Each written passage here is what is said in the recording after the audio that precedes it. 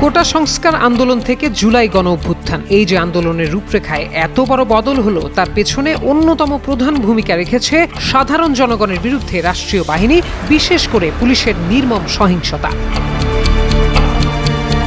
সে সময়ের পুলিশ কর্মকর্তাদের অনেককেই বর্তমানে গুরুত্বপূর্ণ জায়গায় পোস্টিং দেওয়া হয়েছে। আত্মগোপনে আছেন কেউ কেউ। অবশ্য জুলাই আন্দোলন দমনে জড়িত রেঞ্জ ও মেট্রোপলিটন পুলিশের ডিআইজি, অতিরিক্ত ডিআইজি এবং জেলার এসপিদের পদ থেকে সরিয়ে দেয় অন্তর্বর্তীকালীন সরকার। পরে অনেকের বিরুদ্ধে জুলাই হত্যা মামলাও হয়। আন্দোলন দমন ও হত্যা নির্যাতনে জড়িত সেই পুলিশ কর্মকর্তারা এখন কে কোথায় আছেন? ৪৫ বছর ধরে কোটি মানুষের আস্থায় পাইপের বস আরএফএল পাইপ।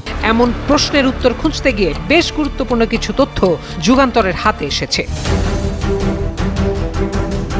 প্রাপ্ত তথ্য অনুযায়ী জুলাই ছাত্র আন্দোলনের দমনে মেট্রোপলিটন রেঞ্জ ও জেলায় এসপির দায়িত্ব পালন করেন ১১৬ জন কর্মকর্তা, যাদের মধ্যে ৪১ জনই বর্তমানে বিভিন্ন দপ্তরে স্বাভাবিক দায়িত্বে রয়েছেন। শাস্তিমূলক ব্যবস্থার আওতায় অবসরে পাঠানো হয়েছে মাত্র ১৭ জনকে। অন্য ৫৭ জন কর্মকর্তাকে শাস্তিমূলক ব্যবস্থা হিসেবে বিভিন্ন দপ্তরে সংযুক্ত রাখা হয়েছে।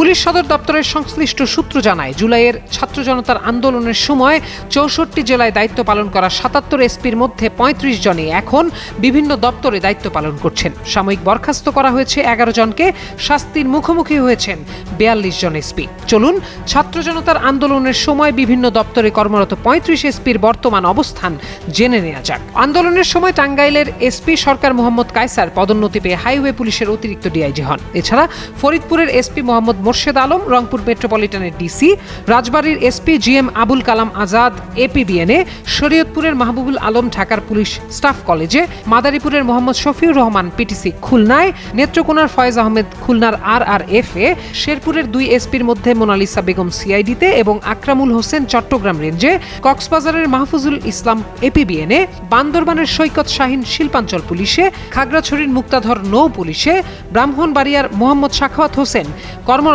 আছেন সিআইডিতে।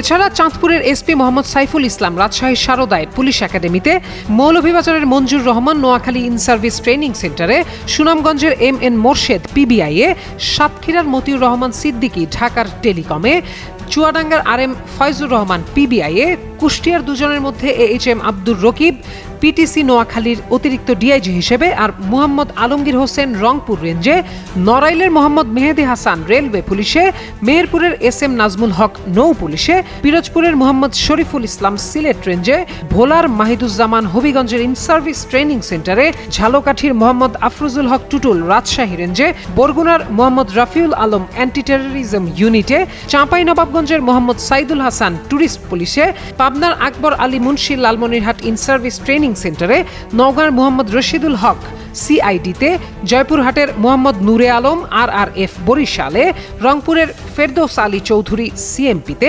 ঠাকুরগাঁওয়ের উত্তম প্রসাদ পাঠক ট্যুরিস্ট পুলিশে, পঞ্চগড়ের SM Sirajul Huda in service training centre গাজীপুরে, নীলফামারীর Maqbul Hossain in service training centre কুষ্টিয়ায়, লালমনিরহাটের মোহাম্মদ সাইফুল ইসলাম সিআইডিতে এবং সবশেষ কুড়িগ্রামের আল আসাদ মোহাম্মদ মাহফুজুল ইসলাম পিবিআইতে কর্মরত রয়েছেন।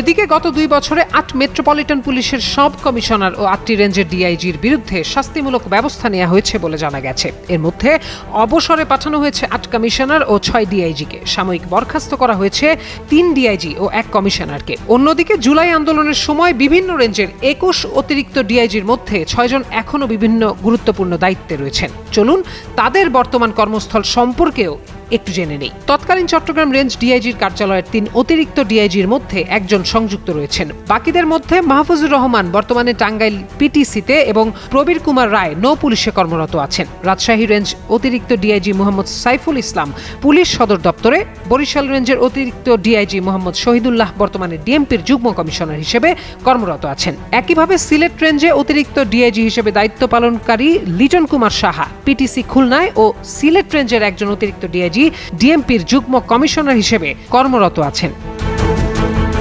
প্রত্যয় দাস, যুগান্তর নিউজ।